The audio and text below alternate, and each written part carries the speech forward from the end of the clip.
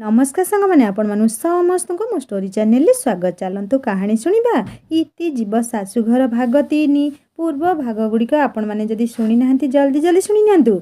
जानिली से बोधे जेलु बाहरी एई भुवनेश्वर रे ता काया मेलेछि हेले सबु जानी भाई शेषकु मते से राक्षस हाथ रे घृणा और क्रोधरे हृदयटा कंपी उठुला लागुला। एते दिन धरी भाई मते केवल भल पाइबार अभिनय करुथिले। ज्योति ठारू ए भरमुर जातिटा कौन एते बड़? मो ज्योति एबे कोठी थिबो? एमाने तार कौनसी क्षति करिवे नहीं तो?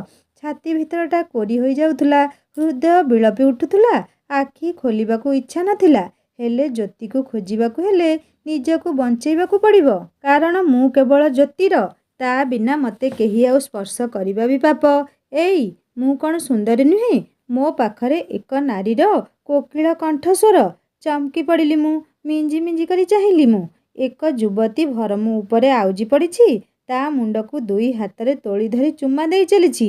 ए कौन तार स्त्री? मु आश्चर्य हेउथुली। पुणी थरे युवती कहिला, भरू किछि कुहना। एथर हसिला भरमु। मो उपरु हाथ काढ़ी से दुई बाहुरे भिड़ी धरिला युवती को। तू मल्ली मालती, तू मो धला चंपावती। ओहो आउ देखि पाली नाही मु। पुनः आखि बुझीदेली, हेले भरमु को आलिंगन कला बेले ताकू पछ करी युवतीटी मो हाथ को मुठेई धरिला। चमकी पड़ली मु। भयरे मो अष्टांग शरीर थरुथुला। हाथ मुठारे एक कागज खंड को गुंजी देई युवतीटी भरमु को नहीं एक अंधारुआ घर भीतर को नहीं गला। इशारा से मते किछि कहिबाकू चेष्टा करुथुला, किंतु मु भयरे आखि बुझी देइथिली। ए कागज भितरे कौन बा आउ थाई पारे? मन भितरे अजणा आशंका सबु उद्वेलित हेउथिले। किए एही युवती? ए कागज खंडरे तेबे कौन आउ थाई पारे? मु चारिआडू चाहिली, आखपाखरे केही कुआडे नथिले। मु धीरे किना कागजटी को खोलिली। सेथिरे लेखा थिला, जदि निजको बंचेइबाकू चाहू थाओ तेबे किछि समय परे जेतेबेले धाँ दौड़ आरंभ हबो, सेतेबेले तुमे बसिथिबा पछपट बाट देई बाहर को चली जिवो। सेठारे थिबा रास्तार बाम पार्श्व देई तुमे आगकू दौड़ी चलिबो। तापरे आगकू भगवान तुमको साहा। धुआं उठिबा आरंभ हेबा मात्रे तुमे दौड़िबा आरंभ करिबो। इति तुमर शुभाकांक्षी। लेखारे शेषरे इति ना मो ना इति बोली से युवती जानिथिले। हेले धुआं कौन? धुआं उठियो माने दौड़िबो। किछि बुझी पारु नथिला इति। सबु सेमिति आश्चर्य अद्भुत लागुथुला। मो भावना सरी नथिला एवं निया लागिगला। निया लिभिगला, चित्कार शुभिला एवं जिए जुआडे थिले धाँ दौड़ करिबाकू लागिले। युवतीर लेखा मुताबक एहा ही सुवर्ण सुजोग। मु आउ आग पछ न विचारी पछ बाट आड़े धाइली। अंधारुआ गली रास्तारे पड़ी उठी दौड़ुथुली मु। सते जेमिति केउ एक भयानक स्वप्न मु बौढ़ी असुरी जालरे पड़ी जाइथिली। बेलकू बेल अणनिश्वासी होई पड़ुथुली। हेले से लेखा मुताबक मु धाउथुली। झुंटी पड़ी मो हाथ गोड़ सबु खंडिया खाबरा होई रक्त बाहारुथुला। हेले ए नररूपी राक्षस मानक कबलू निजकू बंचेइबा पई मु खाल ढीप मानु नथिली। किछि बाट दौड़ी दौड़ी आसिया परे एक बड़ पोखरी बंधक उठिली। आउ कूलरे थिबा सबा शेष पाहाचरे जाई लुचि बसिली अनेक समय जाए। सेतिकिरे मो दुख सरी नथिला किंबा भगवान को मन भरी नथिला। किछि समय परे दुई चारि जण ढली ढली आसी ऊपर पाहाचरे बसिले। मो देह गोटापणे झाଳରେ बुड़ी सारिथिला। तळकू चाहिले पानी ओ उपरे एमानक ठराठरी। मो पाखरे आउ कोनोसी चारा नथिला। सेमाने मते देखिबा खणी निज निज भितरे किछि इशारा कले ओ मो आड़कू माड़ी आसिले। केही ए देह को छुईबा आगरु मु ताकू निशेष करी देबाकू चाहुथुली। तेणु सेमाने मते धरिबाकू उद्यत हेला बेले मु फकिना डेई पड़िली सीधा पानी भितरकू। तापरे कौन हैला ना मु आउ किछि जानिनी। तहियारे दिन ए बुढ़ा मौसांक टीण छपर तले निजको आविष्कार कली। ने मा आ हाथ धोई पका, गरम गरम उष्णा भात आउ सिझा क्षीर। मौसांक डाकरे भांगीगला भावना। चमकी पड़िला इति। अजित व्यस्त होई एणे तेणे धाउछि। बारंबार फोन काहा सहित कथा होउछि। कौन होइछि? मो इति ठीक अछि तो? माई माई अजित भाई कुआडे गले? निरुपमा कोहभरा कंठरे कहिले। मलय आसिल बा, एइठी बस मो पाखरे। इति खबर किछि मिलिला? माई जानिन कि से टोका सकाळे गाँ पोखरी पाखरे अचेत होई पड़िथिला। गाँ लोक भाबिले मरी जाइछि। डाक्तरखाना नै गले। एबे से संपूर्ण भल होइनी। हेले मु बुझी पारुनी ज्योतिर ए अवस्था कला किए? आउ आम इति से कुआडे गला? निरुपमा देवी कांथरे मुंड पिटी देले। ତେବେ ମୋ ମା କହି କାନ୍ଦିବାକୁ ଲାଗିଲେ। ଅଜିତ ଆସି ନାଲି ଆଖି ଦେଖେଇ କହିଲା, ମଳୟ, ଏସବୁ ବୋଉକୁ କହିବା କ'ଣ ଦରକାର? କାହିଁକି ତା ମୁଣ୍ଡ ଖରାପ କରୁଛ? ତୋର ଯଦି ଇତି ପ୍ରତି ଏତେ ପ୍ରେମ ତେବେ ନିଜେ ଯା ଖୋଜି ଆଣିବୁ। ହଁ, ଆଗ କହିଲୁ ତୁ ଏତେ ଦିନ ଯାଏଁ ଥିଲୁ କୋଉଠି? ମଳୟ ବି ଛାଡ଼ିବା ପିଲା ନୁହେଁ। ସେ ମୁହେଁ ମୁହେଁ ବାଡ଼େଇ ଦେଲା। ତୁମେ ଭାଇ ନା କଂସେଇ? ଆରେ ଭଉଣୀଟା ଯଦି ଭୁଲ କରିଥିଲା ତାକୁ ଏଇଠି ତାର ତଣ୍ଟି ଚିପି ମାରିଦେଲନି। ଶେଷକୁ ସେ ଭରମୁ ହାତରେ। ଛି, ଧିକ୍ ତୁମ ଭାଇପଣିଆ। ତମେ କ'ଣ ଭାବୁଛ ଏକଥା କେହି ଜାଣିନାହାନ୍ତି? ଆରେ ଗାଁ ସାରା ପରା ଟୁପୁର ଟାପୁର ହେଉଛନ୍ତି। ରାଗରେ ଗର୍ଜନ କଲା ଅଜିତ। ଯା ବାହାରେ ମୋ ଘରୁ। ମୋ ଘର କଥାରେ ତୋର ମୁଣ୍ଡ ପୂରେଇବା ଦରକାର ନାହିଁ। ଭାଇ, ତୁମେ ଭୁଲି ଯାଉଛ ଏ ଘରେ ତୁମର ଯେତିକି ଅଧିକାର ମୋର ମଧ୍ୟ ସେତିକି ଅଧିକାର ଅଛି। ଇତି କେବଳ ତୁମର ଭଉଣୀ ନୁହେଁ, ସେ ମୋର ମାମୁଁ ଝିଅ। ମୋର ମଧ୍ୟ ସେ ଭଉଣୀ। ସେ ଖାଲି ତୁମ ହାତରେ ରାକ୍ଷୀ ବାନ୍ଧି ନଥିଲା, ସେ ମୋ ହାତରେ ବି ରାକ୍ଷୀ ବାନ୍ଧିଥିଲା। ତେଣୁ ମୁଁ ତୁମକୁ କଥା ଦେଉଛି, ମୋ ମାଇଁ ଆଖିର ଲୁହ ମୁଁ ପୋଛିବି। ମୋ ଭଉଣୀକୁ ସେ ଭରମୁ ହାତରୁ ଉଦ୍ଧାର କରି ଆଣିବି। ମଳୟକୁ ସିନା ଘରୁ ବାହାର କରିଦେଲା ଅଜିତ, ହେଲେ ମନ ଭିତରଟା ଇତି ପାଇଁ କାମୁଡ଼ି ବିଦାରି ହେଉଥିଲା। ଭଉଣୀକୁ ଅଜାତି ହାତରେ ଟେକିଦେବ ନାହିଁ ବୋଲି ସିନା ବିଶ୍ୱାସରେ ଭରମୁର ସାହାଯ୍ୟ ନେଇଥିଲା। ଭୁବନେଶ୍ୱରରେ ନାମଜାଦି ଗୁଣ୍ଡା ଭରମୁ। ତାକୁ ହାତ କଲେ ଅସାଧ୍ୟ କାର୍ଯ୍ୟ ସାଧିତ ହୋଇଥାଏ। ମୋ ଭଉଣୀକୁ ସକୁଶଳ ଉଦ୍ଧାର କରିବାକୁ କହିଥିଲି। ସେଇଥିପାଇଁ ମୋଟା ଅଙ୍କର ପଇସା ବି ଦେଇଥିଲି। ହେଲେ ହେଲା କ'ଣ? ଭରମୁର କହିବା ମୁତାବକ ଇତି ସେମାନଙ୍କ ଆଖିରେ ଧୂଳି ଦେଇ କୁଆଡ଼େ ଚାଲିଗଲେ। ସେମାନେ ମୋ ଭଉଣୀ ସହିତ କିଛି ଉଚ୍ଚନୀଚ କରିନାହାନ୍ତି ତ? ଜ୍ୟୋତିର ଅବସ୍ଥା ଯାହା କରିଛନ୍ତି, ଅବଶ୍ୟ ତା ସହିତ ଏସବୁ ଠିକ୍ ହୋଇଛି। ବାମନ ହୋଇ ଚାନ୍ଦକୁ ଛୁଇଁବାକୁ ଚେଷ୍ଟା କରୁଥିଲା। ଖାଲି ମୋ ଭଉଣୀକୁ ମୁଁ ଖୋଜି ପାଇଗଲେ ମୋର ଆଉ ଚିନ୍ତା ନାହିଁ। ହେଲେ ଭରସା ଦେଇଛି ଭରମୁ ଦିନେ ଦୁଇ ଦିନ ଭିତରେ ସେ ଇତିକୁ ଖୋଜି ବାହାର କରିବ। ସେ ଯାଏ ଆଉ ଧୈର୍ଯ୍ୟ ରହୁନି। ଏ ମଳୟଟା ଆସି ବୋଉ ଆଗରେ ସବୁ ଗାଇ ଦେଇଗଲା। ବୋଉର ଦୁଃଖ ବେଶୀ କଷ୍ଟ ଦେଉଛି। ଭଉଣୀ ପ୍ରତି କରିଥିବା ଅବିଚାର ହେଉ କିମ୍ବା ବୋଉର କଷ୍ଟ ପାଇଁ। ଅତିଶୟ ବିଚଳିତ ଥିଲା ଅଜିତ। ଡାକ ପକେଇଲା, ରୀନା, ହେଇଟି, ତୁମକୁ ଶୁଭୁଚିଟି? ସେ ବାର ବୁଲି କୁଆଡ଼େ ଭରମୁ ପାଖରୁ ଖସି ଆସିଛି। ହେଇଟି, ମୁଁ ଆଗରୁ କହିଦେଉଛି, ସେ ଯେମିତି ଏ ଘର ଦୁଆର ମୁହଁ ନ ମାଡ଼େ। ଆମ ମୁହଁରେ ଚୂନକାଳି ବୋଳି ଯାଇଥିଲା, ଏବେ କୁଆଡ଼େ ଆସିବ? ସାଇ ପଡ଼ିଶା ଗାଁ ଗାଉଁଲିରେ ଆମର କ'ଣ ଆଉ ଇଜ୍ଜତ ମହତ ବୋଲି କିଛି ଅଛି? ସେ ଅଲକ୍ଷଣୀକୁ ମୁଣ୍ଡରେ ବସେଇଥିଲ, ଶେଷକୁ ଆମକୁ ସାତ ବେଣ୍ଟିଆ କରି ଛାଡ଼ିଲା। ତୁମକୁ ଆଗରୁ କହିଦେଲି ତାକୁ ଯଦି ଏ ଘରେ ରହିବାକୁ ଦେଲ ତେବେ ମୁଁ ଏ ଘର ଛାଡ଼ି ମୋ ବାପ ଘରକୁ ଚାଲିଯିବି। ତୁମେ ମା ଭଉଣୀକୁ ଧରି ନାଟ କରୁଥିବ। ଏମିତିରେ ଭଉଣୀ ଚିନ୍ତାରେ ମୁଣ୍ଡ କିଛି କାମ କରୁନଥିଲା। ଉପରେ ରୀନାର ଦାଉରୁ ରକ୍ଷା ପାଇବା ପାଇଁ ଧଡ଼ କରି କବାଟ କିଳିଦେଲା ଅଜିତ। ବିନୋଦିନୀ ପଥର ସମ ପଡ଼ି ରହିଥିଲେ। ଜ୍ୟୋତିକୁ ଘରକୁ ନେଇ ଆସିଛନ୍ତି ଘର ଲୋକ। ମୁଣ୍ଡରେ ଗଭୀର ଆଘାତ ଲାଗିଥିବା କାରଣରୁ ସେ ଅନେକ ସମୟରେ ଅଚେତ ହୋଇ ପଡ଼ୁଛି। ଚେତା ଫେରିଲେ ଇତିକୁ ବାଉଳି ହେଉଛି। ଅଧୈର୍ଯ୍ୟ ହେଉଛନ୍ତି ନିରୁପମା। ପୁଅର ଏ ଅବସ୍ଥା ଦେଖି କୋଉ ମା ବା କେମିତି ଧୈର୍ଯ୍ୟ ଧରି ରହିପାରିବ? ହେଲେ ମନ ଭିତରେ ଇତି ପାଇଁ ବ୍ୟଥିତ ହେଉଛି। ବିଚାରୀ ଝିଅଟା କେଉଁଠି କୋଉ ଅବସ୍ଥାରେ ଥିବ। ସେ ହିଁ ତ ଦୁହିଁଙ୍କୁ ସାହସ ଦେଇ ଦୂର ସହରକୁ ପଠେଇ ଦେଇଥିଲେ ନୂଆ କରି ଗୋଟିଏ ସୁନ୍ଦର ସଂସାର ଗଢ଼ିବାକୁ। ଏମିତି ଅଘଟଣ ସେ କ'ଣ କେବେ ଆଶଙ୍କା କରିଥିଲେ? ବିଚରା ପୁଅଟାକୁ ଦେଖି ହେଉନି, ଆଉ ଝିଅ କଥା ଚିନ୍ତା କରି ଆଖିରେ ଲୁହ ରହୁନି। ଜ୍ୟୋତିକୁ ଦେଖି ବାହୁନି ବାହୁନି କାନ୍ଦୁଥିଲା ନିତା। ସେ ଯଦି ସେଦିନ ଫୋନ୍ କରି ତାଙ୍କୁ ଡକେଇ ନଥାନ୍ତା ତେବେ ଏତେ ଆଜି କଥା ସବୁ ହୋଇନଥାନ୍ତା। ଇତି ବାହାଘର ପରର ଅବସ୍ଥାଠୁ ଭୟାନକ ଏ ସ୍ଥିତି ଆଜି ଉପୁଜି ନଥାନ୍ତା। ହେ ପ୍ରଭୁ, ଇତି ଯେଉଁଠି ଥାଉ ସୁରକ୍ଷିତ ଥାଉ। ମାଟି ହାଣ୍ଡି କ୍ଷୀର ସିଝା କେମିତି ଲାଗୁଛି ମା? ଛାତି ତଳେ ଉତୁରି ପଡ଼ୁଥିବା କୋହଗୁଡ଼ା ଆଖି ଦେଇ ଝରି ପଡ଼ୁଥିଲେ। ଭୋକର ଯନ୍ତ୍ରଣା ଠାରୁ ମନର ଯନ୍ତ୍ରଣା ଢେର ଅଧିକ। ଜ୍ୟୋତି ବିନା ଏ ଜୀବନ ବଞ୍ଚେଇ ରଖିବାକୁ ଇଚ୍ଛା ନାହିଁ ମୋର। ସେ ଏବେ କୋଉଠି କେମିତି ପରିସ୍ଥିତିରେ ଅଛି ମୁଁ କେମିତି ଜାଣିବି? ତା ବିନା କ'ଣ ମୋ ପେଟକୁ ଦାନା ଯିବ? କ୍ଷୀର ଭାତ ମୋର ବହୁତ ପସନ୍ଦ। ଏ କଥା ମଉସା କିପରି ଜାଣିଲେ? କାନ୍ଦୁଛୁ କାହିଁକି ମା? କ'ଣ ଭଲ ଲାଗୁନି? ବ୍ୟଥିତ ସ୍ୱର ବୁଢ଼ା ମଉସାଙ୍କର। କୋହଭରା କଣ୍ଠରେ ଇତି କହିଲା, କ୍ଷୀର ଭାତ ଖାଇବାକୁ ମୁଁ ବହୁତ ଭଲ ପାଏ। ଭାବୁଛି ମୋ ମନ କଥା ମଉସା କେମିତି ଜାଣିଲେ? ବୁଢ଼ା ମଉସାଙ୍କ ଆଖି ଛଳ ଛଳ ହୋଇ ଉଠିଥିଲା। ସେ କହିଲେ, ମୁଁ ସିନା ତୋ ପସନ୍ଦ ଜାଣିନଥିଲି, ହେଲେ ମନ ପଢ଼ି ପାରିଥିଲି। ତୁ ବହୁତ ଭୋକରେ ଅଛୁ, ଆଉ ତତେ ଦେବା ପାଇଁ ମୋ ପାଖରେ ସେମିତି ଭଲ ଜିନିଷ କିଛି ନାହିଁ। ଏ ମାଟି ହାଣ୍ଡି, ଏ ଚୁଲି ସବୁ ମୋ ବୁଢ଼ୀର। ସେ ତ ଗଲା, ତା ପ୍ରାଣ ପ୍ରିୟ ଗାଈଟିକୁ ମୋ ବେକରେ ଛନ୍ଦି ଦେଇ ଯାଇଛି। ବାବୁଘର ଦୁଇ ଗାଈ ସହିତ ମୁଁ ମାଉସୀ ଗାଈର ବି ସେବା କରେ। ଖାଇବାକୁ ଦିଆ ଆଉ କ୍ଷୀର ଦୁହେଁ। ଜାଣିଛୁ ରେ ମା, ଏଠି ମୋର 2ଟି ଗରାଖ ଯିଏ କେବଳ ମୋ ବସା ଦହି ପାଇଁ ମୋତେ ଆଗୁଆ ମାସିକ ପଇସା ଦେଇଥାନ୍ତି। କ'ଣ କରିବି? ପୁରୁଣା ଗରାଖ ତାଙ୍କ କଥା କାଟିପାରେ ନାହିଁ। ଇତି କହିଲା, ତୁମ କଥା ଏତେ ମିଠା ଯେ ମଉସା, କେହି ବି ତୁମ ହାତର ଜିନିଷ ଖାଇବ ସେ ସାରା ଜୀବନ ତୁମକୁ ମନେ ରଖିବ। ତୁମ ହାତରେ ଯାଦୁ ଅଛି। ଏ କଥା ତୁ ସିନା ମା ବୁଝିପାରିଲୁ, ହେଲେ ଜନ୍ମ କଲା କୁଳାଙ୍ଗର ପୁଅକୁ, ଯାହାକୁ ମୁଁ ଭିକ ମାଗି ଦୁଃଖ କରି ପାଠ ପଢ଼େଇଥିଲି, ସେ ବୁଝିପାରିଲା ନାହିଁ। ଥାଉ ମଉସା।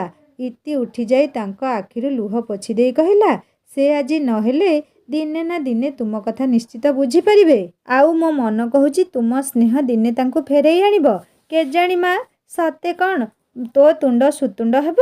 ପୁତ୍ର ପ୍ରେମରେ ଜର୍ଜରିତ ବାପା ପ୍ରାଣଟି ବିକଳ ହୋଇ କାନ୍ଦୁଥିଲା। ଇତି ନିଜ ସାଧ୍ୟ ମୁତାବକ ତାଙ୍କୁ ବୁଝେଇବାକୁ ଚେଷ୍ଟା କରୁଥିଲା। ଏକ ଅଚିହ୍ନା ମଣିଷ ଯେ ଏତେ ସ୍ନେହ ଢାଳିପାରେ ବିଶ୍ୱାସ ହେଉନଥିଲା ଇତିର।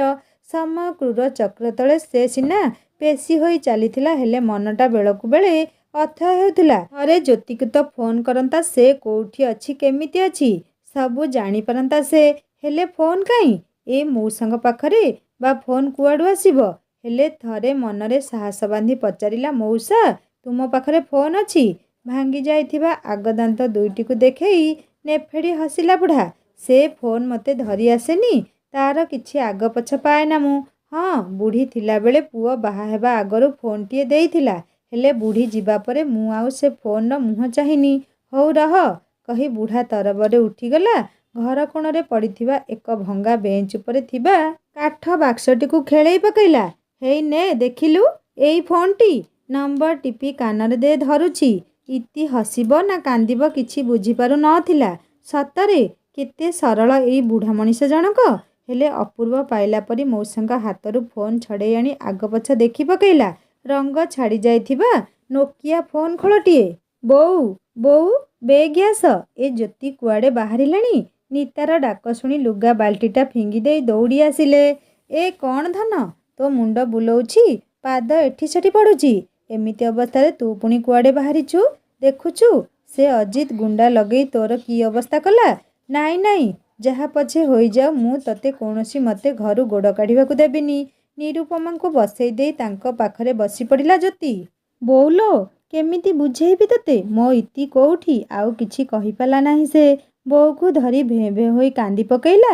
ଜ୍ୟୋତିକୁ ନିଜ ଉପରକୁ ଆଉଜେଇ ନେଇ ଆଖିରୁ ଲୁହ ପୋଛି ଦେଇ ନିରୁପମା କହିଲେ, ହେଲେ ତୁ ଏକା ଯାଇ କୋଉଠି କୁଆଡ଼େ ଖୋଜିବୁ ରେ ବାପା?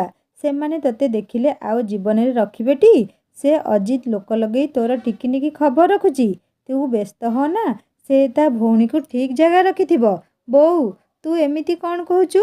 ମୁଁ ଇତିକୁ ଗୁଣ୍ଡାମାନଙ୍କ ହାତରେ ଟେକି ଦେଇ କେମିତି ଏଠି ବସି ରହିବି? କଥା ଦେଇଥିଲି ନିଜ ଜୀବନ ଦେଇ ତାକୁ ସୁରକ୍ଷିତ ରଖିବି ବୋଲି। ନା ଲୋ ବୋଉ, ମୁଁ ଏମିତି ସ୍ୱାର୍ଥପର ହୋଇପାରିବି ନାହିଁ। ମୋତେ ଆଶୀର୍ବାଦ କର, ମୁଁ ଯେମିତି ତୋ ବୋହୂକୁ ସକୁଶଳ ଉଦ୍ଧାର କରି ଆଣେ। ନିରୁପମାଙ୍କ ଗୋଡ଼ ଦୁଇଟାକୁ ଜାବୁଡ଼ି ଧରି କାନ୍ଦୁଥିଲା ଜ୍ୟୋତି। ମା ପରା 10 ମାସ 10 ଦିନ ଗର୍ଭରେ ରଖି ଜନ୍ମ ଦେଇଛନ୍ତି, ପାଳି ଲାଳି ଏଡ଼େଟିଏ କରିଛନ୍ତି। ଆଜି କେମିତି ଜାଣି ଜାଣି ପୁଅକୁ ମରଣ ମୁହଁକୁ ଠେଲି ଦେବେ। ଛାତି ଫାଟି ଯାଉଥିଲା। ମାର ମମତାଟା ଆକୁଳ କ୍ରନ୍ଦନ କରୁଥିଲା। ଲୁହ କୋହ ଏକାକାର ହୋଇଥିଲେ। ଜ୍ୟୋତିକୁ ଥରେ ସିନା ମାଡ଼ ମାରି ଏଠି ଆଣି ଫିଙ୍ଗି ଦେଇଗଲେ, ହେଲେ ଦ୍ୱିତୀୟ ଥର ସେ ଆଉ ତାଙ୍କ ପୁଅକୁ ଦେଖିପାରିବେ ତ? ବୋଉ, ଆଶୀର୍ବାଦ କର, ତୋ ପୁଅ ବିଜୟୀ ହୋଇ ଫେରୁ। ଏକା ନୁହେଁ, ତୋ ବୋହୂକୁ ସାଥିରେ ଧରି ଆସୁ। ଆଖିରୁ ଲୁହ ପୋଛିଲେ ନିରୁପମା। ହଉ, ତୁ କହୁଛୁ ଯଦି, ତେବେ ଚାଲେ, ମୁଁ ତୋ ସାଙ୍ଗରେ ଯିବି। ଆମେ ମା ପୁଅ ମିଶି ଇତିକୁ ଖୋଜିବା। ଦରକାର ପଡ଼ିଲେ ମୁଁ ପୋଲିସ ପାଖକୁ ଯିବି। ଅସରନ୍ତି ଦୁଃଖ ଭିତରେ ହସିଲା ଜ୍ୟୋତି। ବୋଉ ଗାଲରେ ଚୁମାଟିଏ ଦେଇ କହିଲା, ବୋଉ, ସେ ତୋ ଗାଁ ନୁହେଁ ଯେ ତୁ ଯାଇ ସେଠି ଇତିକୁ ଖୋଜିବୁ। ସେ ଭୁବନେଶ୍ୱର ଯାଦୁର ନଗରୀ, ସେଠି ଦିନ ବେଳେ ବି ତୁ ହଜିଯିବୁ। ତା ଛଡ଼ା ତୁ ଗଲେ ସେମାନେ ମୋର ଦୁର୍ବଳତା ପାଇଯିବେ। ଦରକାର ପଡ଼ିଲେ ସେମାନେ ତୋ ଉପରେ ଆକ୍ରମଣ କରିବେ। କ'ଣ କରିବୁ ତୁ ତାଙ୍କର? ନିରୁପମାଙ୍କ ଆଖିରେ ଟଳମଳ ଲୁହ। ସେ ଜ୍ୟୋତିକୁ ନିଜ ଛାତି ଉପରେ ଜାବୁଡ଼ି ନେଇ କଇଁ କଇଁ ହୋଇ କାନ୍ଦିଲେ। ମୋ ଧନ, ତତେ ଏକା ଛାଡ଼ିବାକୁ ମୋ ମନ ମାନୁନାହିଁ ରେ। ମାଉସୀ, ଜ୍ୟୋତି ଆଜି ଏକା ନୁହେଁ, ମୁଁ ବି ତା ସହିତ ଯିବି। ମଳୟକୁ ଘର ଭିତରେ ଦେଖି ଚମକି ପଡ଼ିଲେ ନିରୁପମା। ଇତିର ମାଉସୀ ପୁଅ, ସେ ମୋ ପୁଅ ସାଙ୍ଗରେ କୁଆଡ଼େ ଯିବ କହୁଛି? ଏସବୁ ନିଶ୍ଚିତ ସେ ଅଜିର ଚାଲ୍ ଥିବ। ଚାଲାକରେ ସେ ଆକୁ ଠିକି ପଠେଇଛି। ନାଇଁ ନାଇଁ, ମୋ ପୁଅ କୁଆଡ଼େ ଯାଉନି। ତୁମର ଯୁଆଡ଼େ ଯିବାର ଅଛି ତୁମେ ଯାଅ ବାବୁ। ଆଗ ପଛ ନେଉଟେଇ ଇତି ଦେଖିଲା ଫୋନ୍ଟିକୁ। ପଛ ପଥର ବ୍ୟାଟେରୀରେ କଳଙ୍କି ଲାଗିଗଲାଣି। ମନ ଭିତରେ ଉଜ୍ଜୀବିତ ଆଶା ଟିକକ ଝାଉଁଳି ପଡ଼ିଲା। ବାହାରକୁ ଯିବା ସମ୍ଭବ ନୁହେଁ। ଭାଇର ଗୁଣ୍ଡାମାନେ ତାକୁ ପାଗଳ ଭଳି ଖୋଜୁଥିଲେ। ଆଉ ସେ ଭରମୁତ ଏକବାର ମାଂସ ଲୋଭୀ ସିଂହ ଭଳି ଗର୍ଜନ କରୁଥିବ। ହେଲେ ବୁଝିପାରୁନି ସେ ଅଜଣା ଯୁବତୀ ଜଣକ ମୋତେ ସେମାନଙ୍କ କବଳରୁ ବଞ୍ଚେଇଲା କାହିଁକି? ମୋତେ ଭଗେଇ ତା'ର ଲାଭ ବା କ'ଣ? ସେ ଯଦି ସେଦିନ ମୋତେ ଭଗବାନ ହୋଇ ବାହାରକୁ ବାହାରିବାର ବାଟ ମୋତେ ଦେଖେଇ ନଥାନ୍ତା, ତେବେ ଜଣା ନାହିଁ ମୋ ସହିତ କ'ଣ କ'ଣ ସବୁ ଘଟି ସାରନ୍ତାଣି। ମନ ଖରାପ କରନି ରେ ମା'। ତୋର ଯଦି ଜରୁରୀ କଥା ଅଛି ତେବେ ମୁଁ ତୋତେ ଫୋନ୍ ଆଣିଦେବି, ତୁ କଥା ହେବୁ। ବୁଢ଼ା ମଉସାଙ୍କ କଥା ଶୁଣି ଇତି ମନରେ ଚେନାଏ ଆଶାର କିରଣ ବଞ୍ଚି ହୋଇ ପଡ଼ିଲା। ସେ ପ୍ରଶ୍ନିଳ ଦୃଷ୍ଟିରେ ଚାହିଁ କହିଲା, ତୁମେ ମୋତେ କୋଉଠୁ ଫୋନ୍ ଆଣିଦେବ ମଉସା? ଦାନ୍ତ ଚିପି ହସିଲା ବୁଢ଼ା। ଆରେ ମା', ଏଇ ବୁଢ଼ା ବାବୁଙ୍କ ସାନ ବୋହୂ ମୋର ଭାରି ନିଜର। ତାଙ୍କୁ ତୋ କଥା କହିଲେ ସେ ନିଶ୍ଚୟ ତାଙ୍କ ଫୋନ୍ ଦେବେ। ମୁଁ ତ ମା' କେବେ କେମିତି ନାତି ଟୋକା କଥା ମନେ ପଡ଼ିଲେ ତାଙ୍କରି ଫୋନ୍ରୁ କଥା ହୁଏ। ତୋରି ଭଳି ଭାରି ଭଲ ଝିଅଟେ ସେ। ଗରିବ ଘରୁ ଆସିଛି ବୋଲି ଘରେ ତା'ର ଏତେ ଖାତିରି ନଥାଏ। ହେଲେ ଗରିବ ଦୁଃଖୀ ରଙ୍କିଙ୍କର ମନ କଥା ସେ ଭଲ ବୁଝନ୍ତି। ରହ, ତୁ ଏଇଠି ଥା। ଯଦି କେହି ବଙ୍ଗଳାରେ ନଥିବେ ତେବେ ଆଣି ଆସିବି। ଇତି ଓଠରେ ପାଖୁଡ଼ା ହସ ଖେଳେଇ ହୋଇଗଲା। ଏଇ ନେ ରେ ମା', ମୋତେ ସେ ଟିପା ଟିପି ଆସେ ନାହିଁ। ବାବୁ ଘର ଗାଈ ଦୁହିଁବାକୁ ଯାଇଥିଲି। ଦେଖିଲି ଘରେ କେହି ନାହାନ୍ତି। ସେଇଠୁ ମୋତେ ତ ସୁଯୋଗ ମିଳିଗଲା। ମୁଁ ତୋ ବିଷୟରେ ସବୁ କଥା ସାନ ବୋହୂ ମା'ଙ୍କୁ କହିଲି। ସେ ଖୁସି ହୋଇ ମୋ ହାତରେ ଫୋନ୍ଟା ଧରେଇ ଦେଲେ। ତୋ ଭାଗ୍ୟ ଭଲ ରେ ମା', ସାଙ୍ଗେ ସାଙ୍ଗେ ତୋର ଇଚ୍ଛା ପୂରଣ ହୋଇଗଲା। ଇତି କୁରୁଳି ଉଠିଲା। ସତରେ କ'ଣ ଭଗବାନ ତା ଡାକ ଶୁଣିଲେ? ହଁ, ସେ ଫୋନ୍ କରିବ ଜ୍ୟୋତିକୁ। ଯେଉଁଠି ଥିଲେ ବି ଜ୍ୟୋତି ଆସି ତାକୁ ନେଇଯିବ। ଆଶାର କିରଣ ଖଣ୍ଡେ ଉଙ୍କି ମାରୁଥିଲା। ଅତି ସଯତ୍ନରେ ଇତି ଫୋନ୍ଟିକୁ ମଉସାଙ୍କ ହାତରୁ ନେଲା। କାନ୍ଦ କାନ୍ଦ ସ୍ୱରରେ କହିଲା, ଧନ୍ୟବାଦ ମଉସା, ମୁଁ ତୁମ ଋଣ ଶୁଝିପାରିବି ନାହିଁ। ପାକୁଆ ପାଟିରେ ହସିଲା ବୁଢ଼ା। ଇତିର ମୁଣ୍ଡ ଆଉଁସି ଦେଇ କହିଲା, ଝିଅ କ'ଣ କେବେ ବାପାର ଋଣ ଶୁଝେ? ଯା, ଏଥର ତ ମନର ମଣିଷ ସହିତ କଥା ହୋଇଯା। ଅତି ଆଗ୍ରହରେ ଇତି ନମ୍ବର ଲଗେଇଲା। ହେଲେ ଏ କ'ଣ? ଜ୍ୟୋତିର ଫୋନ୍ ସୁଇଚ୍ ଅଫ୍। ଥରେ ନୁହେଁ, ଦୁଇଥର ନୁହେଁ, ଏମିତି ପାଞ୍ଚ ଥର ଲଗେଇବା ପରେ ମୁହଁଟା ତା'ର ଆମ୍ବିଳା ଦିଶିଲା। ଆଶାର ସୌଧ ଟିକକ ଭାଙ୍ଗିରୁଜି ଚୁରମାର ହୋଇଗଲା। କେମିତି କାହାକୁ ପଚାରିବ ଜ୍ୟୋତି ଏବେ କୋଉଠି ଅଛି? ସେ ନରରାକ୍ଷସମାନେ ସେଦିନ ମୋ ଜ୍ୟୋତି ସହିତ କ'ଣ କଲେ? କିଏ କହିବ ସେ କଥା? ଯଦି ମୋ ଜ୍ୟୋତିର କିଛି ଅଘଟଣ ଘଟିଥାଏ ତେବେ ଏ ଅଲୋଡ଼ା ଜୀବନ ରଖି କି ବା ଲାଭ ମୋର? କେତେ ତପବଳେ ମଣିଷ ଜନ୍ମ ପାଇଛି ମୁଁ। ଜୀବନ ତ ହେଉଛି ଭଗବାନଙ୍କର ଅମୂଲ୍ୟ ଦାନ। ତାକୁ କାହିଁକି ଆମେ ହୀନ ଭାବିବା? ନା, ମୁଁ କ'ଣ ଭୁଲ କରିଲି ରେ ମା'? ଘର ଭିତରକୁ ଆସି ଏତକ କହି ହସିଦେଲେ ମଉସା। ମୋତେ ଦେଖେ, ମାଉସୀ ଯିବା ପରେ ମୁଁ ବି ଏମିତି ନିଜକୁ ଶେଷ କରିଦେବାକୁ ଚାହୁଁଥିଲି। ଏଇ ଅନ୍ଧାର ଘର ଭିତରେ ଅଖିଆ ଅପିଆ 15 ଦିନ ପଡ଼ି ରହିଲି। ଯେଉଁଠି ନିଜ ଜନ୍ମ କଲା ପୁଅ ଛାଡ଼ି ଚାଲିଗଲା, ସୁଖର ଦୁଃଖର ଜୀବନସାଥୀଟି ପର କରିଗଲା, ସେଠି ମୁଁ ଅସହାୟ ବୁଢ଼ା ମଣିଷଟି। ଏମିତି ଭାବନା ମୋର ଭୁଲ ଥିଲା। ଯେଉଁଦିନ ସାନ ବୋହୂମା ଆସି ମୋତେ ଜୀବନ ତତ୍ତ୍ୱ ବ୍ରହ୍ମର ଗୂଢ଼ ରହସ୍ୟ କହିଲେ, ମୋର ମଧ୍ୟ ବଞ୍ଚିବାକୁ ଇଚ୍ଛା ହେଲା। ମୁଁ ପୁଣି ମୁଣ୍ଡ ଟେକି ଉଠିଲି। ବଞ୍ଚିବାକୁ ଗୋଡ଼ ଭିଡ଼ିଲି। ତୁ ମୋତେ କିଛି ନ କହିଲେ କ'ଣ ହେଲା? ମୁଁ ତୋ ମୁହଁ ଦେଖି ତୋ ମନ କଥା ପଢ଼ି ପାରୁଛି। ଅସହ୍ୟ ଯନ୍ତ୍ରଣା ଭିତରେ ତୁ ଗତି କରୁଛୁ। ତୁ ଖୋଜୁଛୁ ତୋ ମନର ମଣିଷକୁ। ହେଲେ ମୋର ଏତିକି କଥା କେବେ ନିରାଶ ହୋଇ ଭାଙ୍ଗି ପଡ଼ନି। ଭଗବାନ ତାଙ୍କ ପ୍ରିୟ ଲୋକର ପରୀକ୍ଷା ନିଅନ୍ତି ସତ, ହେଲେ ଅଦୃଶ୍ୟରେ ତା'ର ସହାୟ ହୁଅନ୍ତି। ଏ କଥା ମନେ ରଖିଥା। ଭାଙ୍ଗି ଯାଇଥିବା ମନରେ ଆଉ ଥରେ ଆଶାର ସଞ୍ଚାର ହେଲା। ବୁଝିପାରୁନଥିଲା ଇତି। ମଉସା ତା ଅବସ୍ଥାକୁ କିପରି ଜାଣିପାରୁଛନ୍ତି। ମୁଁ ଅଜିତ ଭାଇ ସହିତ ପାଟିତୁଣ୍ଡ କରି ଆସିଛି। ଏମିତି କଂସେଇ ଭାଇ ମୁଁ କୋଉଠି ଦେଖିନି ହୋ। ଭଉଣୀଟାକୁ ସେ ଭରମୁ ରାକ୍ଷସ ହାତରେ ଟେକି ଦେଇ ଘରେ ମୁହଁ ଜାକି ବସି ରହିଛି। ଚାଲ ଜ୍ୟୋତି, ମୁଁ ତୋ ସହିତ ଅଛି। ଆମେ ଦୁହେଁ ମିଶି ଇତିକୁ ଖୋଜିବା। ଭୁବନେଶ୍ୱରରେ ମୋର ଚିହ୍ନା ଜଣା ଅଛନ୍ତି। ତାଙ୍କୁ ହାତ କରି ଭରମୁ ଯାଏଁ ଯିବା। ସେ ଯେତିକି ଦେଇଛି ଆମେ ତା'ର ଡବଲ ଦେବା। ମଳୟର କଥା ଶୁଣି ଜ୍ୟୋତି ଦେହରେ ଶତ ସିଂହର ବଳ ଚାଲି ଆସିଲା। ସେ ଛଳ ଛଳ ଆଖିରେ ମଳୟକୁ କୁଣ୍ଢେଇ ପକେଇଲା। ନିରୁପମା ଯାହା ଯେଉଁଠି ପଇସା ରଖିଥିଲେ ଆଣି ପୁଅର ପକେଟରେ ପୂରେଇ ଦେଲେ। ବୋଉ ଓ ଭାଉଜଙ୍କ ପାଦ ଛୁଇଁ ବାହାରିଗଲା ଜ୍ୟୋତି। ନିରୁପମା ଦୌଡ଼ି ଯାଇ ମା ଭଗବତୀଙ୍କ ଉଦ୍ଦେଶ୍ୟରେ ମୁଣ୍ଡ ଲଗେଇ ପଡ଼ିଗଲେ। ମୋ ପୁଅକୁ ସାହା ହୁଅ ମା', ତା ଜୀବନରେ ଖୁସି ଆଣିଦିଅ। ଇତିକୁ ଫେରେଇ ଦିଅ। କିଏ ଜାଣେ ବିଚାରୀ କେଉଁଠି ଏବେ କେଉଁ ଅବସ୍ଥାରେ ଥିବ। ଜଣେ ମା'ର ଆକୁଳ ପ୍ରାର୍ଥନା ସଫଳ ହୁଏ ନା ଭାଇର କୂଟ ଚକ୍ରାନ୍ତ? ମଉସା ମୁଁ ଜାଣିନି ଆପଣ କିଏ, ହେଲେ ମୋତେ ସେଦିନ ସେ ଅନ୍ଧାର ଭିତରୁ ଉଠେଇ ଆଣି ଆଲୋକର ଶିଖା ଦେଖେଇଲ।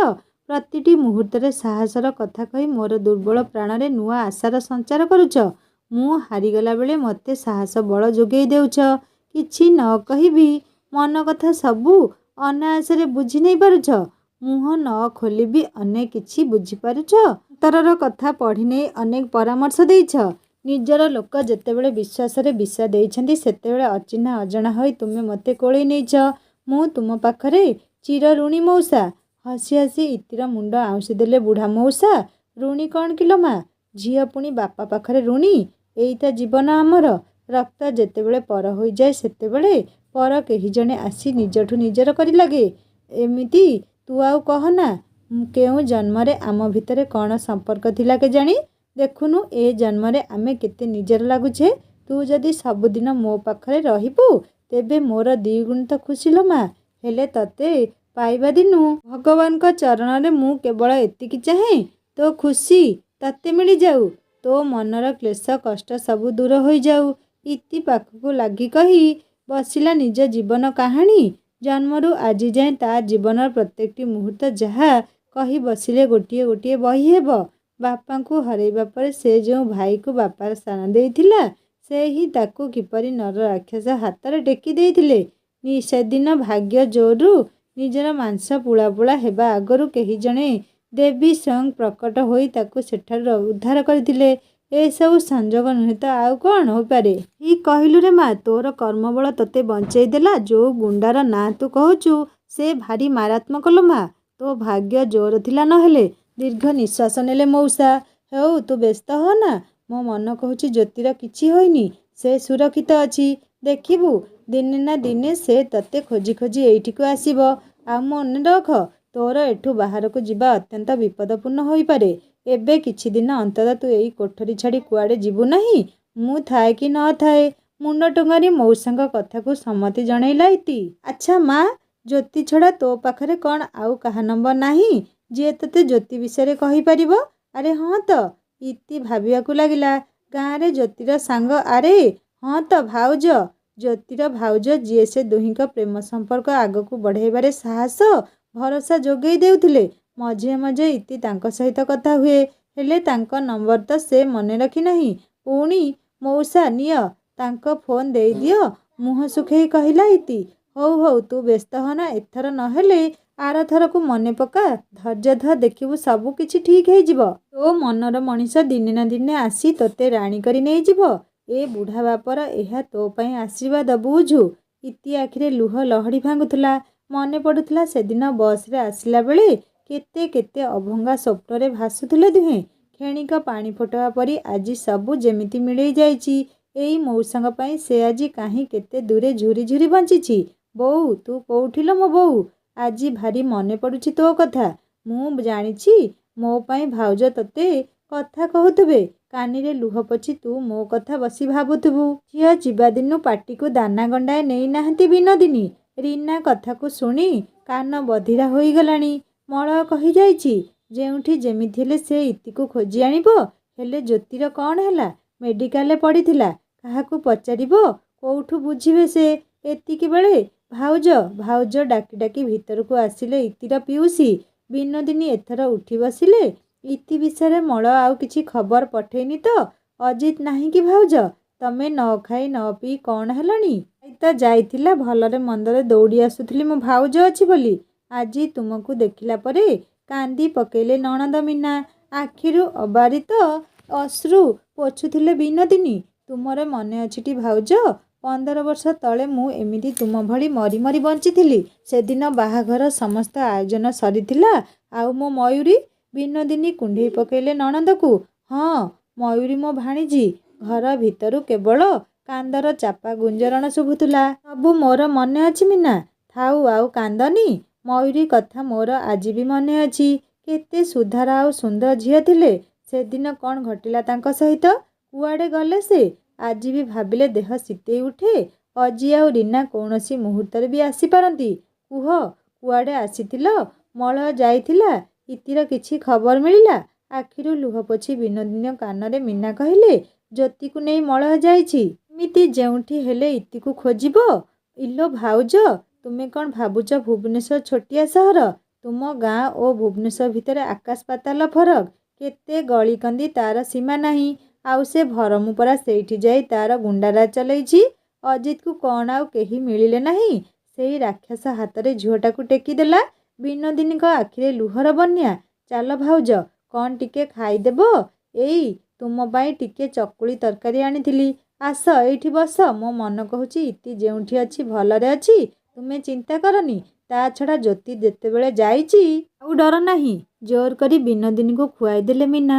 ଅନେକ ଦିନ ପରେ କେହି ଜଣେ ସାହସଭରା କଥା ଦିପଦ କହିବାରୁ ବିନୋଦିନୀଙ୍କ ମନୋବଳ ଦୃଢ଼ ହେଲା। ମନେ ମନେ ଠାକୁରଙ୍କୁ ଡାକୁଥିଲେ, ମୋ ଝିଅକୁ ଉଦ୍ଧାର କର ପ୍ରଭୁ। ହଉ ପଛେ ନୀଚ, ଜ୍ୟୋତି ହାତରେ ମୋ ଝିଅକୁ ଟେକି ଦିଅ। ସେ ସୁଖରେ ତା'ର ସଂସାର ଗଢ଼ୁ। ହେଲେ ଏ ରୀନା ଜାଣିଲେ କ'ଣ ତାକୁ କୋଉପୁରେ ଥୟ କରେଇଦେବ? ରୀନା ଡରରେ ବନ୍ଧୁବାନ୍ଧବ କେହି ତୁମ ଘରକୁ ଆସିବାକୁ ଡରୁଛନ୍ତି ଭାଉଜ। ତୁମ ନଣଦେଇ ବାହାରିଥିଲେ, ହେଲେ ମୁଁ ଆଣିଲି ନାହିଁ। କେଉଁ ବିଶ୍ୱାସ ସେ ରଣଚଣ୍ଡୀକୁ? ସେ ଠିଆ ଅପମାନ କରିବ। ଦରକାର ପଡ଼ିଲେ ମୁହଁ ଉପରେ ଘର ବାହାରୁ କବାଟ କିଳିଦେବ। ହଁ ଲୋ ମୀନା, ଠିକ୍ କହିଛ। ମୁଁ ତ ଡରି ମରି ପଡ଼ିଛି। କ'ଣ କରିବି? ଝିଅର ମା ଯେତେବେଳେ ମୋର ଆଉ ବଳ ବା କ'ଣ? ଝିଅ ତ ଭୁଲ କରିଛି ଆଉ। ତୁମେ ଜମା ଡରନି। ମଳୟ କହିକି ଯାଇଛି, ଇତି ମିଳିଗଲେ ସେ ଦୁହିଁଙ୍କୁ ସେ ହାଇଦ୍ରାବାଦ ପଠେଇ ଦେଇ ଆସିବ। ତୁମେ ଚିନ୍ତା କରନି। ମୋ ଇତି ପାଇଁ ମୁଁ ପଇସା ଓ ଲୁଗାପଟା ଦେଇଛି। ମଳୟ ଫୋନ୍ କଲେ ମୁଁ ଭଲମନ୍ଦ ଖବର ଆସି ଦେଇଯିବି। ମୀନା ହାତରୁ ଆଉଁସି ଦେଇ କାନ୍ଦି ପକେଇଲେ ବିନୋଦିନୀ। ତୁମ ଋଣ ଶୁଝିପାରିବି ନାହିଁ ମୀନା। ଛି ଭାଉଜ, ଏମିତି କ'ଣ କହୁଛ? ଇତି କ'ଣ ଖାଲି ତୁମ ଝିଅ? ସେ କ'ଣ ମୋର ଝିଅ ନୁହେଁ? ମନେ ପଡ଼ିଲା। ଏତେ ସବୁ ପରେ ସେ ପର୍ସଟାକୁ ତା କାନ୍ଧରୁ ହଜାଇ ଦେଇ ନଥିଲା। ସେ ପୋଖରୀ ପାଖରେ ସେ ଲୋକଙ୍କ କବଳରୁ ରକ୍ଷା ପାଇବାକୁ ସେ ଯେତେବେଳେ ଦୌଡ଼ୁଥିଲା, ସେତେବେଳେ ବି ପର୍ସ ଥିଲା ତା'ପରେ। ଆଉ କିଛି ମନେ ନାହିଁ? ମଉସା, ସେ ପୋଖରୀ ଏଠୁ କେତେ ବାଟ? ସେଦିନ ମୋ କାନ୍ଧରେ ଗୋଟେ ନାଲି ରଙ୍ଗର ପର୍ସ ଦେଖିଥିଲ? ବୁଢ଼ା ମଉସା ଟିକେ ପାଖକୁ ଆସି କହିଲେ। ନାଇଁ ଲୋ, ମୁଁ ତ କାହିଁ କିଛି ଦେଖିନି। ହେଲେ ପର୍ସ କ'ଣ ମୁଣି ତ? ଇତିକୁ ହସ ମାଡ଼ିଲା। ହଁ ମଉସା, ସେଇଟା। ତୁ ହସିଲେ କ'ଣ ହେଲା? ମୋତେ କ'ଣ ସେସବୁ ଜଣା ଅଛି? ହଉ ହଉ, ତୁ ବ୍ୟସ୍ତ ହନା। ମୁଁ ଏଇ ସାଙ୍ଗେ ସାଙ୍ଗେ ଯାଉଛି ସେ ପୋଖରୀ ହୁଡ଼ା ଆଡ଼େ ଖେଦି ଆସିବି। ମନେ ମନେ ଭାବୁଥିଲା ଇତି, ଯଦି ପର୍ସଟା ମିଳିଯାଏ ତେବେ ଜ୍ୟୋତି ଖବର ମିଳିଯିବ। ମୋତେ ଭଲ ପାଉ ବୋଲି କହୁ, ପୁଣି ଅନ୍ୟ ଝିଅ ଉପରେ କାହିଁକି ଆଖି ପକାଉ? ହା ହା ହା। ବିକଟାଳ ହସରେ ମୟୂରୀ ଅଣ୍ଟା ତଳେ ହାତ ଦେଇ ପାଖକୁ ଟାଣି ନେଲା ଭରମୁ। ତୁ ତ ମୋର ସୁନା ଚଢ଼େଇ। ତୋ ପରି ସୁନ୍ଦରୀ ଆଉ ପାଇବି କାହିଁ? ହେଲେ ବେଳେ ବେଳେ ମୋ ପୁରୁଷ ପଣିଆଟା ମୋତେ ଧିକ୍କାର କରେ। ଭଲ ମାଲ ଟିକେ ଟିକେ ଟାଇମ୍ ପାସ୍ କରିଦିଏ, ଆଉ ଗୋଟେ ଖୁସି ଆଉ। ମୁଁ ପରା ପିତ୍ତଳ ହାଣ୍ଡି ମାଜିମୁଜି ଦେଲେ ଚକଚକ। ଜାଣିଛୁ କିଲୋ, ସେ ଅଜିତ ଭଉଣୀ ତୋ ଭଳି ଭାରି ସୁନ୍ଦରୀଟାଏ। ତାକୁ ଦେଖିଲା ପରେ ଇଚ୍ଛା ଥିଲା କିଛି ସମୟ ତା ସହିତ ଖେଳ କରିବାକୁ। ହେଲେ ଶଳେ ସବୁ ଗଡ଼ବଡ଼ କରିଦେଲେ। ମୁଁ ବୁଝିପାରୁନି, ସେ ଏ ଗଳିକନ୍ଦି ଭିତରୁ ବାହାରି ଯିବାକୁ ବାଟ କେମିତି ପାଇଲା? କୁଆଡ଼େ ଯେମିତି ଗାୟବ ହୋଇଗଲା। ଗୋରା ତକତକ ଗାଲଟା ତା'ର ବିଲକୁଲ ପଦ୍ମ ପାଖୁଡ଼ା ଓଠ। ଭରମୁ ମୁରୁକି ହସି ଓଠ ଚାଟି ପକାଉଥିଲା। ଜାଣିଲୁ ଲୋ, ଦେଖିଲା ଭଳିଆ ହୋଇଛି। ସେଇଥିପାଇଁ ସେ ଅଜାତି ଟୋକା ତାକୁ ପଟେଇ ନେଇ ଆସିଛି। ଦେଖୁଛୁ, ତା'ର ଏତେ ସାହସ ଯେ ମୋ ହାତରୁ ଖସି ଚାଲିଗଲା। ଧେତ୍, ମୋତେ ବଦନାମ କରିଗଲା। ମୋ ପାରିବା ପଣିଆ ଉପରେ ଦାଗ ଲଗେଇଦେଲା। ଏ ଭରମୁ ସବୁ କରିବ, କିନ୍ତୁ କଥା ଭାଙ୍ଗିବ ନାହିଁ। ମୋଟା ଅଙ୍କର ପଇସା ନେଇଛି ଯେତେବେଳେ, ଅଜିତକୁ କଥା ଦେଇଛି 2 ଦିନ ଭିତରେ ତା ଭଉଣୀକୁ ଖୋଜି ବାହାର କରିବି। ହେଇ ଦେଖୁନୁ, ମୋ ଆଡ୍ଡା ଭିତରକୁ ଥରେ ଆସି ତୁ ଆଉ ଫେରି ପାରିଲୁ? ସେମିତି ସେ ବି ତା ଗାଁକୁ ଫେରି ନଥିବ। ଏଇ ଭୁବନେଶ୍ୱରରୁ ମୁଁ ତାକୁ ଖୋଜି ବାହାର କରିବି। ମୟୂରୀ ଆଗରେ କୁଟିଳ ହସ ହସୁଥିଲା ଭରମୁ। ଭିତରେ ଭିତରେ ରକ୍ତ ଚାଉଳ ଚୋବଉଥିଲା ମୟୂରୀ। କେବେ ତତେ ମୁଁ ଇତି ପାଖରେ ପହଞ୍ଚିବାକୁ ଦେବିନି ରାକ୍ଷସ। ମୁଁ ଜାଣିଛି ମୋ ଜୀବନ ବର୍ବାଦ ହୋଇଛି। ଯେଉଁ ନର୍କ ଯନ୍ତ୍ରଣା ଆଜି ମୁଁ ଭୋଗ କରୁଛି, ଏମିତି କିଛି ବି ମୋ ଭଉଣୀ ସହିତ ହେବାକୁ ଦେବିନି। ସେ ସିନା ମୋତେ ଜାଣିନି, କିନ୍ତୁ ମୁଁ ଠିକ୍ ଜାଣିଛି ମାଇଁ କି ଅବସ୍ଥାରେ ଥିବେ। ଆଉ ଆଜି ଯାଏଁ ବି ମୋ ବାପା ଜାଣିପାରି ନଥିବେ ମୁଁ ଜୀବିତ କି ମୃତ। ଏବେ ବି ମୋ ପାଇଁ ମୋ ବୋଉ ଆଖିରୁ ଲୁହ ଗଡ଼ଉଥିବ। କେହି କେହି ତ କୁଚ୍ଛାଟନା କରୁଥିବେ ଯେ ମୁଁ କୋଉ ଟୋକା ସହିତ ପଳେଇ ଯାଇଛି। କାରଣ ମୋର ବାହାଘର ସ୍ଥିର ସରିଥିଲା, ଆଉ ମୁଁ ନିମନ୍ତ୍ରଣ ପତ୍ର ବାଣ୍ଟିବାକୁ ଏଇ ଭୁବନେଶ୍ୱର ଆସିଥିଲି। ହେଇଲୋ, କାହା କଥା ଭାବୁଛୁ କିଲୋ? ମୟୂରୀର ଭାବନାରେ ବାଧା ଦେଇ ତାକୁ ଶୂନ୍ୟ ଶୂନ୍ୟ ନିଜ ବାହୁରେ ପଲଙ୍କ ଉପରକୁ ଉଠେଇ ନେଲା ଭରମୁ। ଏ ମା ଇତି, ଆଇଲୁ ଆଇଲୁ, ଦେଖିଲୁ ତୁ ଏଇ ମୁଣି କଥା କହୁନଥିଲୁ ତ? ବହୁତ ଖୋଜାଖୋଜି କଲା ପରେ ସେ ପୋଖରୀ ହୁଡ଼ାରୁ ଖଣ୍ଡେ ବାଟ ଚାଲିଲା ପରେ ସେ ଘାସ ବୁଦା ମୂଳେ ଏଇଟା ପଡ଼ିଥିଲା। ଇତି ଦୌଡ଼ି ଆସି ଛଡ଼େଇ ନେଲା। ହଁ ହଁ ମଉସା, ଏଇଟା ମୋର। କ'ଣ କହି ତୁମକୁ ଧନ୍ୟବାଦ ଦେବି ମଉସା, ମୁଁ ଭାଷା ପାଉନି। ପୁଣି ସେ ଧନ୍ୟବାଦ ପଛରେ ପଡ଼ିଲୁ ତୁ? ଯା ଯା ଦେଖେ ତୋ ଦରକାରୀ ଜିନିଷ ଅଛି କି ନାହିଁ। ଆଉ ଡେରି ନ କରି ଖଟିଆ ଉପରେ ପର୍ସଟାକୁ ଝାଡ଼ି ପକେଇଲା ଇତି। ପାଣି କାକରରେ ଅଧା ବତୁରି ଯାଇଛି ଛୋଟ ପକେଟ ବହିଟି। କିଛି ଦରକାରୀ ନମ୍ବର, ଛୋଟ ମୋଟ ସାଏରୀ ସାଇତା ସେଇ ଖାତାଟିରେ। ଅପୂର୍ବ ପାଇବା ପରି ଖାତାଟିକୁ ଛାତିରେ ଜାକି ଧରିଲା ଇତି। ଆନନ୍ଦରେ କେଇ ବୁନ୍ଦା ଅଶ୍ରୁ ନିଗାଡ଼ି ଚାଲିଗଲେ ବାହାରକୁ ମଉସା। ଆବେଗମୟ ଉଚ୍ଛ୍ୱାସରେ ଫର୍ଦ୍ଦ ପରେ ଫର୍ଦ୍ଦ ନେଉଟେଇ ନିତା ଭାଉଜଙ୍କ ନମ୍ବର ଖୋଜୁଥିଲା ଇତି। ମନ ତଳେ ଅସୁମାରୀ ଆଶାର ସମାଗମ। ପୃଷ୍ଠା ପରେ ପୃଷ୍ଠା ଖେଳେଇ ଚାଲିଛି ଇତି। ଝରକା ଫାଙ୍କ ଦେଇ ମେଞ୍ଚାଏ ସୂର୍ଯ୍ୟଲୋକ ଘର ଭିତର ଚଟାଣରେ ବିଛେଇ ହୋଇ ପଡ଼ିଛି। ଚିହ୍ନା ଜଣା କେତେ ଲୋକଙ୍କ ନମ୍ବର ଟିପି ହୋଇ ରହିଛି, ଅଥଚ ନିତା ଭାଉଜଙ୍କ ନମ୍ବର ନାହିଁ। ଗୋଟି ଗୋଟି କରି ସବୁ ପୃଷ୍ଠାକୁ ଟିକି ନିଖି ଦେଖିନେଲା ଇତି। ହେଲେ ଶେଷରେ ସେଇ ନିରାଶାର ଛାଇ ମୁଖମଣ୍ଡଳକୁ ଢାଙ୍କି ଦେଇଗଲା। ଆଶା ଭରସାର ସମସ୍ତ ରନ୍ଧ୍ର ଯେମିତି ବୁଜି ହୋଇ ଆସୁଥିଲା। ସେ ଗଡ଼ି ପଡ଼ିଲା ସେଇ ଖଟିଆ ଉପରେ। ଜ୍ୟୋତିକୁ ଖୋଜିବାର ସବୁ ଠିକଣା ଯେପରି ହାତରୁ ତାର ହଜି ଯାଇଥିଲା। ମଝି ଫର୍ଦ୍ଦରେ କୈଳାସ ପିଉସାଙ୍କର ନମ୍ବର ଦେଖି ଆଖି ଆଗରେ ଅତୀତର ସ୍ମୃତି ସବୁ ତାଜା ହୋଇ ଉଠୁଥିଲା। ପିଉସୀ, ମଳୟ ଭାଇ ଆଖି ଆଗରେ ନାଚି ଉଠୁଥିଲେ। ସେ ଛୋଟ ଝିଅଟିଏ ଥିଲା ଯେତେବେଳେ ମୟୂରୀ ନାନୀ ଏଇ ଭୁବନେଶ୍ୱର ଆସି କୁଆଡ଼େ ଚାଲି ଯାଇଥିଲା। ଅନେକ ଖୋଜାଖୋଜି ପରେ ତାର କୌଣସି ଖୋଜ ଖବର ମିଳି ନଥିଲା। ସେ କୁଆଡ଼େ ଆମ ଖଣ୍ଡମଣ୍ଡଳରେ ବହୁତ ସୁନ୍ଦରୀ ଥିଲା। ଗାଁର ପ୍ରଥମ ଝିଅ ଯିଏ ଭୁବନେଶ୍ୱର ବିଜେବିରେ ଆସି ବିଜ୍ଞାନ ପଢ଼ୁଥିଲା। ଏବେ ସେ ଆଉ ଏତେ ମନେ ନାହିଁ। ହଁ, ଝାପ୍ସା ଝାପ୍ସା ଚେହେରା ତାର ଆଖି ଆଗରେ ଦିଶି ଯାଉଛି। ବୋଉ କହେ ସୁନ୍ଦରୀଟିଏ ବୋଲି ତାକୁ କିଏ ଅପହରଣ କରି ବିଦେଶ ଚାଲାଣ କରିଦେଇଛି। ସେତେବେଳ ସମୟରେ ଫୋନର ଏତେ ବ୍ୟବହାର ନଥିଲା, ତେଣୁ କୋଉଠି ଖୋଜିବାରେ ଏତେ ସୁବିଧା ନଥିଲା। ମଳୟ ଭାଇ ବି କୁଆଡ଼େ ଛୋଟ ଥିଲା। ଆଉ ପିଉସା କଲେଜରୁ ଠିକଣା ନେଇ ପଚାରି ପଚାରି ତାଙ୍କ ସାଙ୍ଗ ଘର ସବୁ ଯାଇ ଅନେକ ଖୋଜିଥିଲେ। ସେଇ ଦିନଠୁ ପିଉସୀ ମୋତେ ବହୁତ ଭଲ ପାଏ। ଯାହା ଟିକିଏ ଭଲମନ୍ଦ ରୋଷେଇ କରେ ମୋତେ ଆଣି ଦେଇଯାଏ। ପିଉସା ବି ଝିଅ ଭଳି ଭଲ ପାଆନ୍ତି। କିନ୍ତୁ ଜ୍ୟୋତି ସହିତ ଆସିବା ପରେ ମୋତେ ସମସ୍ତେ ଘୃଣା କରୁଥିବେ। କେମିତି କେଉଁ ମୁହଁରେ ତାଙ୍କୁ ଫୋନ କରିବି? କିଛି ଅତୀତ ସ୍ମୃତିରେ ବୁଡ଼ି ରହିଥିଲା ଇତି। ମାଳ ମାଳ ଆଲୋକମାଳାରେ ରାତିର ଅନ୍ଧକାର ନିଜର ଅସ୍ତିତ୍ୱ ହରେଇ ବସିଛି ଯେପରି। ବିଦ୍ୟୁତ୍ ବଳୟ ଭିତରେ ରାଜଧାନୀର ରାତି ଦିନର ଭ୍ରମ ସୃଷ୍ଟି କରୁଛି। ଉଚ୍ଚ ଉଚ୍ଚ ଖୁଣ୍ଟିରେ ନାଲି ନେଳି ଆଲୁଅ ସତେକି ଆକାଶକୁ ମୁଣ୍ଡ ଟେକି ରହିଛି। ସହରଠୁ କିଛି ଦୂର ଭିତରକୁ ଯିବା ପରେ ଏକ ଗଛ ତଳର ସିମେଣ୍ଟ ପିଣ୍ଡି ଉପରେ ନିଜର କ୍ଳାନ୍ତ ଶରୀରକୁ ଲୋଟାଇ ଦେଇଛନ୍ତି ଦୁହେଁ। ଭାବୁଛି ଜ୍ୟୋତି ଆଜି ଗୋଟିଏ ଦିନ ଗତ ହୋଇଗଲା। ହେଲେ ମୋ ଇତି? ଛାତି ତଳେ ଜମା ହୋଇଥିବା କୋହ ଯେତେ ଠେଲାପେଲା ହେଉଥିଲେ, ଭରମୁଠାରୁ ନିଜକୁ ସୁରକ୍ଷିତ ରଖିବାକୁ ଯାଇ ସେ ଆଖିରେ ଚଷମା, ମୁଣ୍ଡ ଓ ମୁହଁକୁ ଗାମୁଛାରେ ଆବଦ୍ଧ କରି ନିଜ ଚେହେରାକୁ ଲୁଚେଇ ରଖିବାର ପ୍ରୟାସ କରିଥିଲା।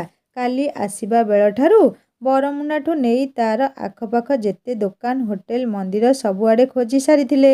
ବୁଢ଼ୀ ଅସୁରୁଣୀ କାହାଣୀ ବଳି ଭରମୁର ଆଡ୍ଡା 7 ତଳ ପାଣି 8 ତଳ ପଙ୍କ ଭିତରେ। କେମିତି ତାର ଠିକଣା ନେବେ, କୋଉଠି ଖୋଜିବେ? ମଳୟ ଆଜି କିଛି ଠିକଣା ସଂଗ୍ରହ କରିଥିଲା। ରାତି 2ଟା ପରେ ରାତି 2ଟା ପରେ ଏମିତି କ'ଣ ଘଟଣା ଘଟିବ ଯେ ତାହା ଜାଣିବା ଭାଗ 4ରେ। ଆଉ ହଁ ସାଙ୍ଗମାନେ, ଇତି କ'ଣ ଆଗକୁ ତାର ପିଉସୀ ଝିଅକୁ ଚିହ୍ନି ପାରିବ? ତାହା ବି ଜାଣିବା ଭାଗ 4ରେ। କାହାଣୀ କେମିତି ଲାଗୁଛି ମୋତେ ନିଶ୍ଚୟ କମେଣ୍ଟ କରି ଜଣାଇବେ। ଆଉ ଯଦି ଭଲ ଲାଗୁଥାଏ ଲାଇକ୍ ଟିକେ କରିବେ, ସାଙ୍ଗମାନଙ୍କ ସହିତ ସେୟାର କରିବେ। ଆଉ ଯଦି ମୋ ଚ୍ୟାନେଲରେ ନୂଆ ଅଛନ୍ତି ତାହେଲେ ସବସ୍କ୍ରାଇବ୍ କରି ବେଲ୍ ଆଇକନ୍ ଦବାଇ ଦେବେ। ମୋର ଗୋଟେ ହିନ୍ଦୀ ଷ୍ଟୋରି ଚ୍ୟାନେଲ ଅଛି, ଯାହା ଲିଙ୍କ୍ ମୁଁ ଏହି ଷ୍ଟୋରିର ଡିସ୍କ୍ରିପ୍ସନରେ ଦେଇଦେବି। ଆପଣମାନେ କ୍ଲିକ୍ କଲେ ସୁନ୍ଦର ସୁନ୍ଦର ହିନ୍ଦୀ ଷ୍ଟୋରି ପଢ଼ିପାରିବେ ଓ ଶୁଣିପାରିବେ। ଏବେ ମୋତେ ବିଦାୟ ଦିଅନ୍ତୁ। ଜଲ୍ଦି ନେଇ ଆସିବି ଏହି କାହାଣୀର ଭାଗ 4 ରହୁଛି। ନମସ୍କାର, ଜୟ ଜଗନ୍ନାଥ।